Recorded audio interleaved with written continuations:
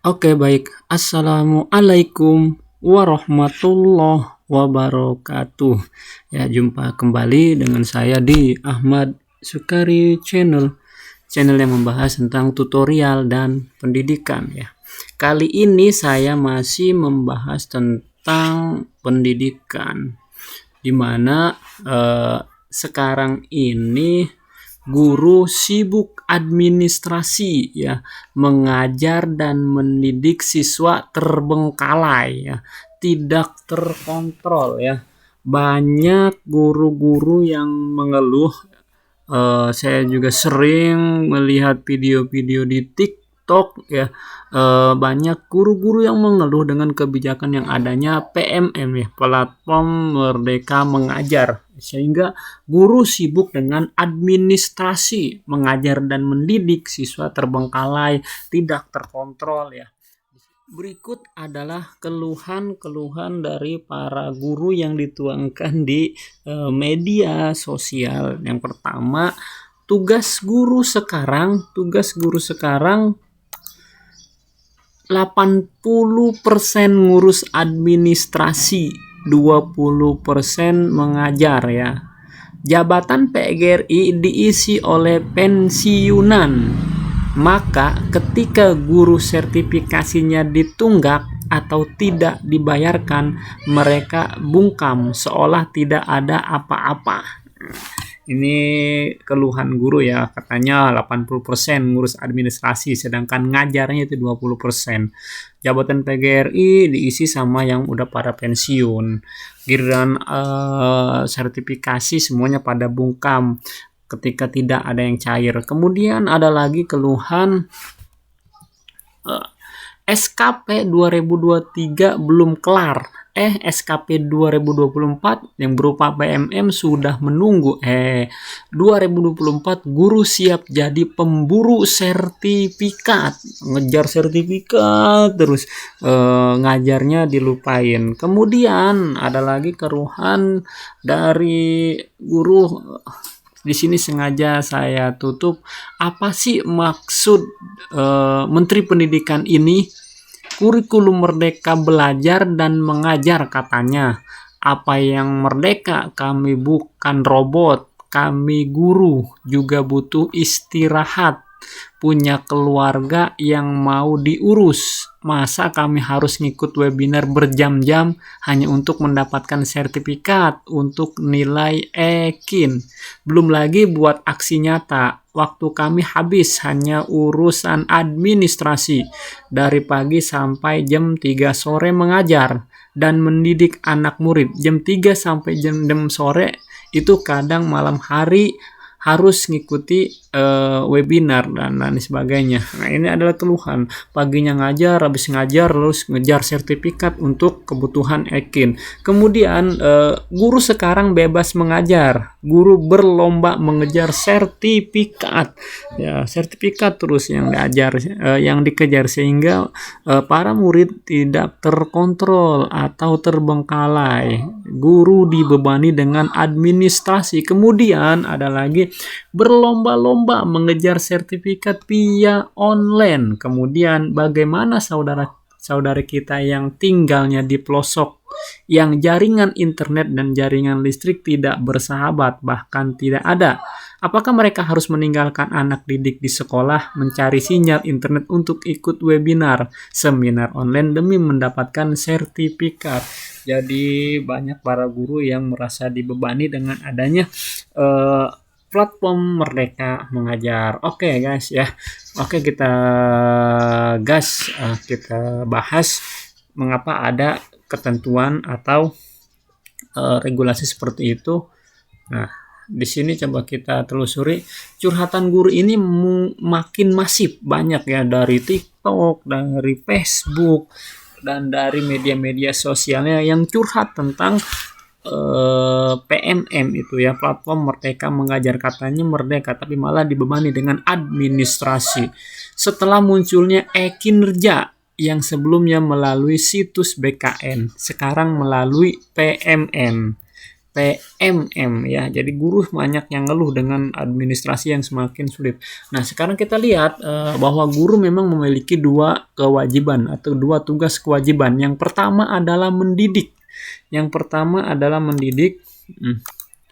Ya, ini tugas utamanya adalah mendidik. Kemudian adalah sebagai aparatur sipil negara (ASN). Adakah kewajiban sebagai pendidik dan ada kewajiban sebagai pendidik dan sebagai ASN ya. Jadi guru itu memiliki dua tugas.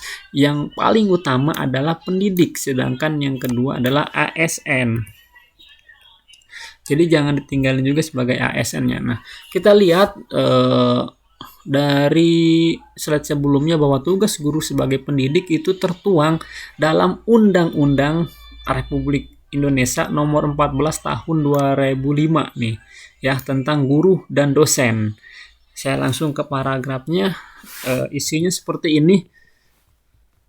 Nah, ketentuan umum dalam undang-undang ini yang dimaksud dengan guru adalah pendidik profesional.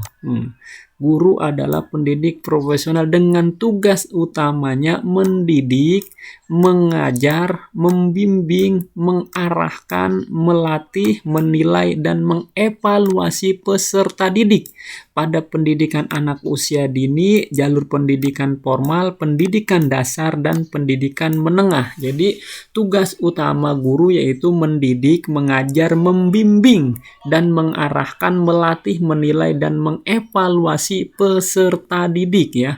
Tuh, kemudian dosen adalah pendidik profesional dan ilmuwan dengan tugas utama mentransformasikan, mengembangkan ini untuk dosen, mentransformasikan, mengembangkan dan menyebarluaskan ilmu pengetahuan, teknologi dan seni melalui pendidikan, penelitian dan pengabdian kepada masyarakat. Nah, ini jadi jelas ya menurut Undang-Undang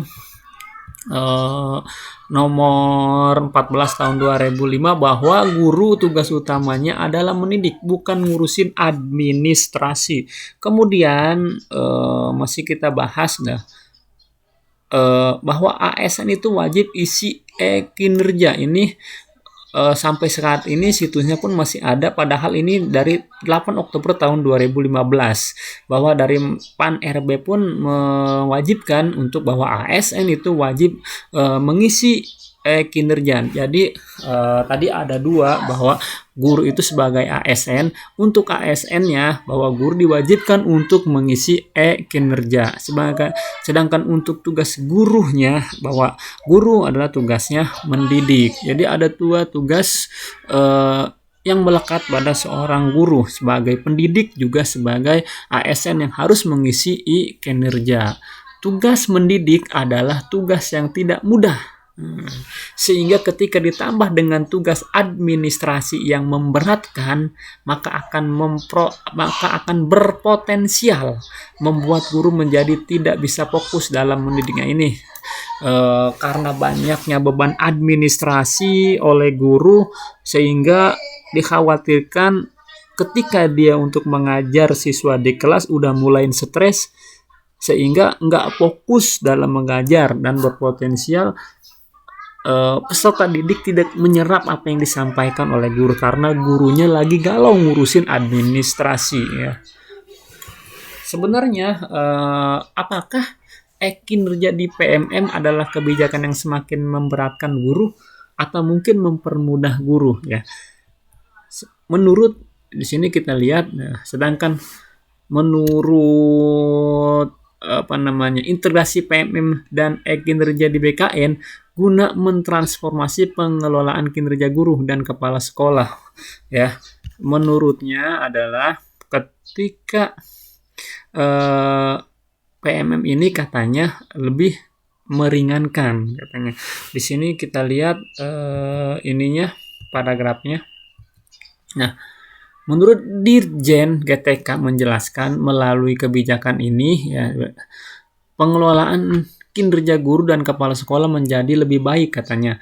Pertama, lebih praktis karena dokumen yang diisi dan disiapkan menjadi lebih sedikit sehingga beban administrasi berkurang. Nah, menurut Dirjen GTK. Yang kedua, relevan karena praktik kinerja mengacu pada 8 indikator rapor pendidikan yang direkomendasikan sehingga pengelolaan kinerja sesuai dengan kebutuhan peningkatan pembelajaran di satuan pendidikan.